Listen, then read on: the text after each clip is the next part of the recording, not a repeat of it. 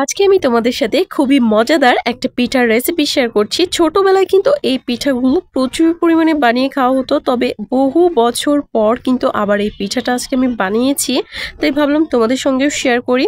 চলো কথা না বাড়িয়ে মূল রেসিপিতে চলে যাচ্ছি। আর পিঠাটার নামটা বলে দিচ্ছি। আজকের পিঠাটার নামটা হচ্ছে সিম্পল পিঠা। তো পিঠাটা বানানোর জন্য প্রথমে একটা বলে আমি নিয়ে নিচ্ছি 1 কাপ পরিমাণ ময়দা, আর দিয়ে দিলাম এখানে প্রায় 1/3 কাপ পরিমাণে চিনি, আর এখানে দিয়েছি আমি 1 চা চামচ পরিমাণে কালো জিরা, স্বাদ মতো লবণ আর একটা ডিম। সবকিছু দিয়ে প্রথমে খুব ভালোভাবে মিশিয়ে নিতে হবে। আর তোমরা চাইলে কিন্তু এখানে 1 টেবিল চামচ তেলও দিতে পারো, তবে আমি এখানে আর তেল দিচ্ছি না। এই উপকরণগুলোই খুব সুন্দরভাবে মিশিয়ে নিতে হবে, হাত দিয়ে ঘষে ঘষে যেন সম্পূর্ণটা খুব ভালোভাবে মিশে যায়। ডিমটা যেন ময়দার সাথে খুব ভালোভাবে মিশে, এই জিনিসটা কিন্তু অবশ্যই লক্ষ্য রাখতে হবে। আর হ্যাঁ, তোমরা কে কে এই পিঠাটা আগে বানিয়েছো অবশ্যই কমেন্ট করে জানাবে। আমাদের মানিকগঞ্জে কিন্তু এই সিম্পল পিঠাটা প্রচুর পরিমাণে বানানো হয়।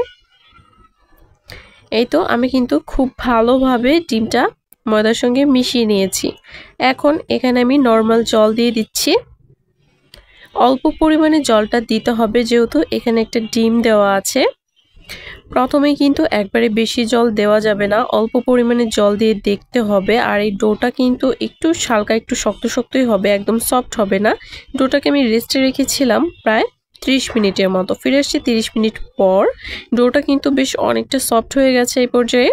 আর এখন এখান থেকে বড় সাইজের একটা রুটি বেলে নিব। এর জন্য বোর্ডে আমি কিছুটা পরিমাণে ময়দা প্রথমে ছিটিয়ে নিলাম, আর এখন রুটিটাকে বেলে নিব। যতটুকু সম্ভব একটু পাতলা করে বেলতে হবে। প্রথমবার কিন্তু বেলতে কোনো সমস্যাই হবে না, প্রথমবার পাতলা হবে, কিন্তু পরের বার যখন রুটিটা আমি বেলবো তখন কিন্তু একটু কষ্ট হবে বেলতে, বারবার চেপে চেপে আসবে, কারণ ডোটা কিন্তু বেশ অনেকটা পরিমাণে শক্ত। আমি কিন্তু এখান থেকে বড় সাইজের রুটি বেলে নিয়েছি। আর এখানে যেহেতু আমি মাত্র 1 কাপ পরিমাণে ময়দা নিয়েছি, এখান থেকে কিন্তু আমি কোনো রকম লেচি কাটিনি।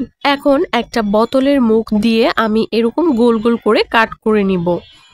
আর এরকম বোতলের মুখ কিন্তু সবার ঘরে ঘরে থাকে। এভাবে সম্পূর্ণ রুটিটাই কিন্তু আমি কাট করে নিব। আর তারপর যে বাড়তি অংশটা থাকবে সেই অংশটা থেকে আবারও কিন্তু রুটি বেলে সেমভাবে কাট করে নিতে হবে। আর সেমভাবে কিন্তু এই বলগুলো আমি বের করব, মানে এই যে কাটার পর যে সুন্দর রাউন্ড শেপের বলগুলো, এগুলো কিন্তু প্রথমে বের করতে হবে, আর তারপরে কিন্তু ফুলের ডিজাইনটা করে দিব। তো এই যে অংশটা আমি বাদ দিলাম, এটা কিন্তু ফেলে দিব না, মানে এটা থেকে আমি আবারও রুটি বেলে এই সেম ভাবে আবার এভাবে কাট করে এই ফুলগুলো বানিয়ে নিব। প্রথমে একটা বল ধরে একটা দিকে চাপ দিব, আর বাকি দিকটা কিন্তু আরেক দিক থেকে ধরে চাপ দিতে হবে। ভিডিওতে দেখা প্রসেস অনুযায়ী কিন্তু কাজটা করতে হবে। আর এই সেম পদ্ধতিতে আমি সবগুলো পিঠা বানিয়ে নিয়েছি। এখন এগুলোকে ডুবো তেলে ভেজে নিতে হবে। আর হ্যাঁ, ভাজার সময় কিন্তু চুলার আঁচটা অবশ্যই মিডিয়ামে থাকতে হবে অথবা লোতে রাখতে হবে, কোনোভাবেই কিন্তু হাই হিটে রাখা যাবে না, তাহলে কিন্তু ওপর থেকে পুড়ে যাবে, পিঠাগুলো মুচমুচে হবে না। আর এই পিঠাগুলোর বৈশিষ্ট্য একটু বলে দিচ্ছি। এই পিঠাগুলো কিন্তু বানিয়ে আপনারা সংরক্ষণ করে রাখতে পারবেন প্রায় 1 মাসের মতো।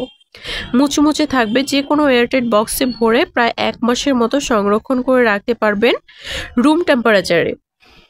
তো আমি একদম মুচমুচে করে কিন্তু একটু সময় নিয়ে পিঠাগুলোকে ভেজে নিয়েছি। দেখতে পাচ্ছেন কত সুন্দর একটা কালার এসেছে। আর এ পর্যায়ে কিন্তু পিঠাগুলোকে তুলে নিতে হবে। যখন এরকম কালার আসবে সে পর্যায়ে কিন্তু পিঠাগুলোকে আমি তুলে নিয়েছি। আর আজকে যেহেতু খুবই অল্প পরিমাণে পিঠা বানিয়েছি, এটাকে আর আমি সংরক্ষণ করছি না, এটা কিন্তু আমার এমনিতেই শেষ হয়ে যাবে, কারণ আমি এই পিঠা অনেক পছন্দ করি। আবার আমার ছেলেও কিন্তু পিঠাটা খুবই পছন্দ করেছে, খেতে দারুণ লেগেছে। আপনাদের কাছে কেমন লেগেছে কমেন্ট করে জানাবেন। আজকের মতো এ পর্যন্তই।